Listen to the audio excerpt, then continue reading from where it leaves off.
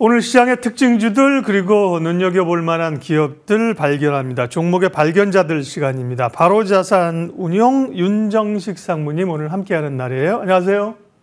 네, 안녕하십니까. 네, ASML이 무려 16% 주가 급락하면서 반도체 지수를 끌어내렸는데요. 예, 오늘 첫 번째 종목 아마 반도체 쪽에서 좀 얘기해 주시지 않을까 기대를 하고 있는데요. 종목 말씀해 주십시오. 네. 네, 반도체 얘기 많이 들으셨겠지만 얘기를 안 할 수가 없죠. ASML 실적이 사실 하루 먼저 공개됐죠. 직원의 실수로 하루 먼저 잠깐 공개됐는데 ASML 실적 기다렸던 사람들, 궁금했던 사람들 굉장히 많았나 봅니다. 순식간에 퍼졌죠. 그러면서 실적이 안 좋게 나왔다. 예상치보다 한 절반 정도 수준으로 안 좋게 나왔고 전망도 안 좋게 나왔죠. 근데 여기에서 두 가지 포인트를 봐야 될 것 같습니다. 한 가지는 반도체의 투심이라는 부분들. 그러니까 반도체가 국내 증시는 이제 삼성전자 좀 반등을 했고요. SK 하이닉스 다시 18만 원 넘어서 19만 원 올라가 있는데 이제 121선 살짝 걸쳐 있습니다. 국내로 봤을 때는 굉장히 많이 올라간 부분은 좀 아니었는데 미국으로 봤을 때는 이 엔비디아가 많이 상승을 해 있었죠. 엔비디아 다시 이전만큼 올라가 있었습니다.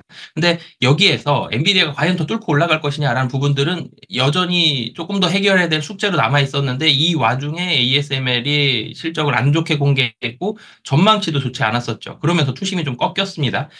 투심에 대한 부분들은 악화가 되는 상황들은 맞는데 이제 주목을 좀 더 해봐야 되는 부분은 좀 더 세부적인 부분입니다. ASML에서도 근데 인정한 부분이 있죠. AI입니다. AI는 잘 되고 있습니다. 이런 얘기를 계속해서 했습니다. 반도체들 실적들, 엔비디아도 그렇고요. AMD 얘기할 때도 신제품 공개할 때도 그렇고요. ASML도 그렇고 AI는 여전히 좀 잘 되고 있다라는 점. 그래서 엔비디아도 그렇고 사실 SK 하이닉스도 그렇고 크게 봤을 때 조금 더 길게 봤을 때 나쁜 건 없는데 지금은 조금 불안불안한 상태에서 악재 한번 맞으니까 이제는 우선은 한번 털자라는 부분들.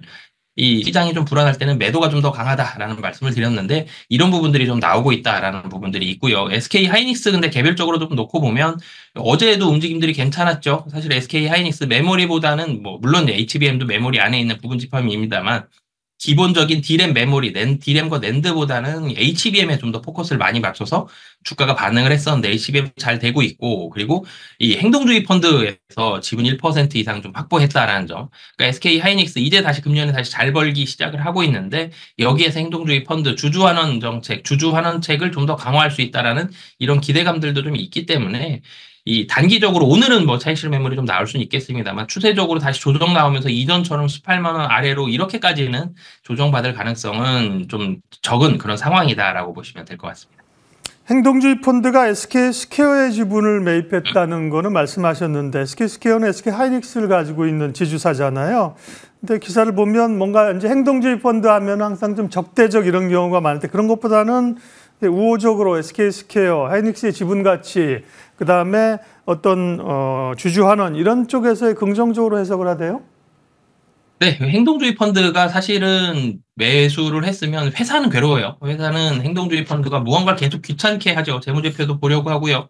그리고 주주하는 책도 자꾸 강화하고 이사진을 요구하는 경우들도 있습니다. 그럼 무언가 결정할 때 한마디로 태클이 계속 들어오는데 행동주의 펀드, 그렇지만 주주들에게는 좋은 점이죠.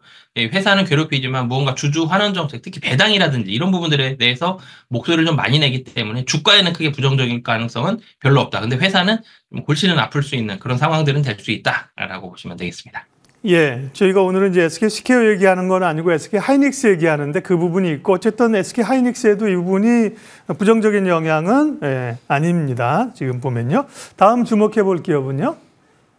네, 두 번째로는 이 현대모비스 좀 말씀을 드리겠습니다. 현대모비스 같은 경우는 오늘 사실은 상승하는 종목이 많지 않아요. 근데 현대모비스가 오늘 3% 상승을 하고 있죠.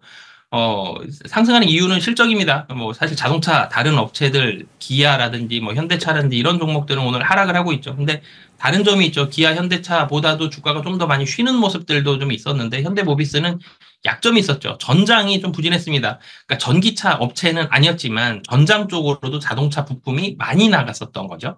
근데 전기차 쪽에 있어서는 3분기에는 전기차 물량이 더 줄어들었습니다. 안 그래도 전기차 쪽으로 물량이 기대만큼 못 나갔었는데 3분기에도 줄어들었죠. 그래서 3분기에서 전장 쪽에 있어서는 실망스러운 부분들, 적자도 나왔죠. 이 모듈 핵심 부분 쪽이 한 1,000억 정도 적자 전환한 상태였는데 그런 우려감들이 있었는데 전장 쪽에 있어서는 이 점진적으로 이제 회복을 좀 기대를 할 수 있는 그런 상황들이 이제는 좀 펼쳐졌다라는 부분들이 있고 그리고 최근 들어서 뭐 현대차가 GM 포괄적으로 협력을 하고 있죠. 그러면서 전동화 시스템들이 나오고 여기에 따라서는 현대모비스 부품 당연히 쓰겠죠. 현대모비스의 새로운 활로가 될 수 있는 이런 점들이 있고요. 그리고 마지막으로는 11월 달 예정되어 있는 2024 CEO 인베스터 데이에서 주주 환원책이라든지 중장기 전동화, 뭐 SDV 뭐 이런 전략들 나올 가능성이 높기 때문에 특히 주주 환원, 현대차에 의해서 주주 환원책 강하게 구체적으로 발표했던 것처럼 현대모비스 이런 기대감들도 좀 남아있다. 그렇기 때문에 오늘